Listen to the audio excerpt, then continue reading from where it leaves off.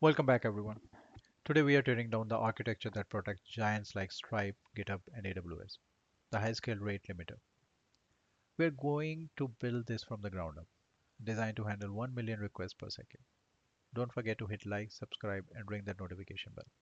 Also, check out bitbytoken.com, the companion site for deep dives into foundational and advanced system design concept across software, data, AI, and ML.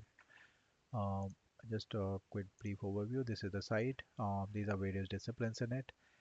You can navigate to any of these. If you want to look at the fundamentals, you can go through this. You can specifically look at, like, if you want to look at the basics, advanced, and the expert. And if you want to look into specific system design articles, then you can look at these solution.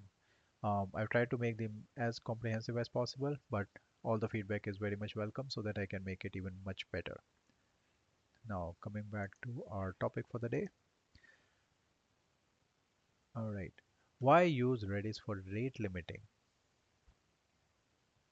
instead of a standard SQL database? Because SQL is too slow for the check on every request pattern, and local memory would just fragment your state. Redis gives us the sub-millisecond latency, atomic operation to prevent race conditions, Lua scripting for complex logic, and automatic TTLs for Windows reset. Redis isn't just a database here. It's a data structure directly dictate our algorithm design. Before we look at our solutions, we have to look at the flaw. Naive fixed window counters are dangerous. If your limit is 100 requests per second, a burst at the very end of 1 minute and the very beginning of the next can allow 200 requests in a 2-second span. Attackers absolutely love exploiting this boundary flaw. It's why we have to move towards sliding windows. Our first solution is the slider window log using Redis Sorted Sets. The core mechanics are simple. Prune expire timestamps, count the remaining valid ones, and if you're under the limit, add the new timestamps with ZAdd. It's mathematically precise, true ruling precision. But precision has a cost. Accuracy is O limit in memory. If you have 100 million users, each with a high limit, that's trillions of entries, costing you gigabytes of RAM. The lesson here, perfect accuracy is a luxury. Reserve the sliding window log strictly for high value endpoints like payments or authentication. For general purpose API gateways, we use the sliding window counter. This is the pragmatic sweet spot, 99% accuracy at O1 memory. By blending a fraction of the previous window with the current window, we approximate the log using only two integer counters per client. Your memory footprint drops from megabyte to just around 100 bytes. Here is a common pitfall, the 2x TTL rule. If your previous window expires before you have finished blending into your current window, the sliding window silently degrades into a broken fixed window. Always set your Redis TTL to at least twice your window duration. I've seen senior engineers take down production system by getting this wrong. For user-facing application that needs to handle occasional spikes, we use the token bucket.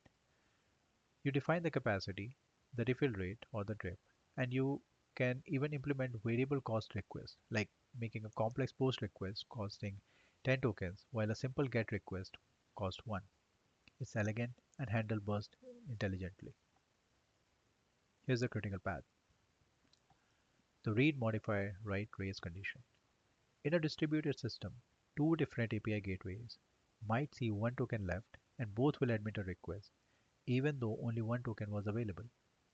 Standard Redis transactions don't help here because you need to branch logic based on intermediate result. The fix is Lua Atomic Shield.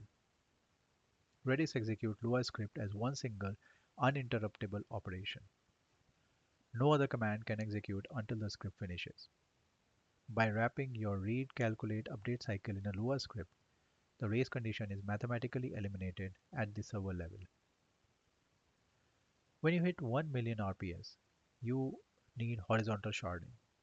Use the curly braces hashtag trick.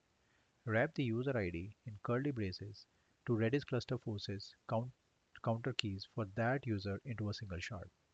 This allows your multi-key algorithms like the sliding window counter to execute safely without cross-node network overhead.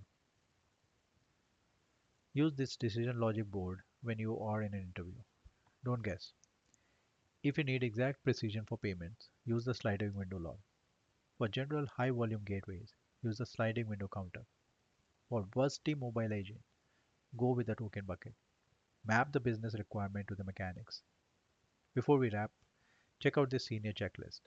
Pitfalls include incrementing before checking, which is the polluting state, using the Redis time command inside Lua, and sending an HTTP 429 without a retry after header. That header is crucial for preventing thundering herds of retrying clients. This is the final assembly, a production-ready blueprint. We have API gateway, a robust Redis cluster, Lua shielding, and a fail open, fail close toggles for critical incidents. Master the micromechanics of these data structures, and the macro architecture falls into place. You're ready. Now I have a question for you. Have you ever had to debug a race condition in a distributed system? And did you reach for Lua or something else? Let me know in the comments below. Don't forget to like, share, and subscribe, and I'll see you in the next one.